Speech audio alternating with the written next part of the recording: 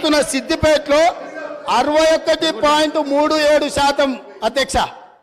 గజ్వేల్ మాజీ ముఖ్యమంత్రి గారు ప్రాతినిధ్యం వహిస్తున్న శాసనసభ నియోజకవర్గంలో 50.29 ట్రాన్స్మిషన్ లాసెస్.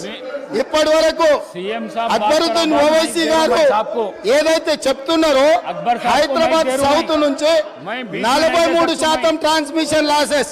ఈ రాష్ట్రంలో అత్యధికంగా విద్యుత్ వినియోగం చేసే దాంట్లో, బిల్లులు ఎగవేసిన దాంట్లో మొదటి స్థానం సిద్దిపేట ఉంది, రెండవ స్థానంలో గజ్వేల్ ఉంది, మూడవ స్థానంలో హైదరాబాద్ సౌత్ ఉంది.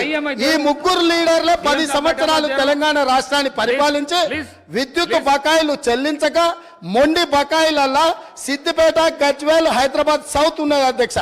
ఈ రోజు మొత్తం విద్యుత్ రంగమే దివాలా తీయడానికి, అప్పుల పాలు కావడానికి ఈ 3 ప్రాంతాల నుంచి బిల్లులు చెల్లించకపోవడం వల్ల ఈ రోజు ఈ పరిస్థితి దాపురించింది.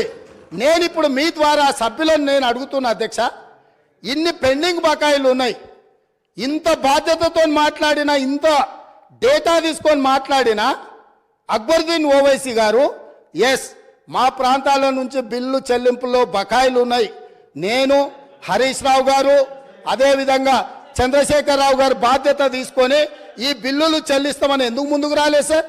ఇది పద్ధతి.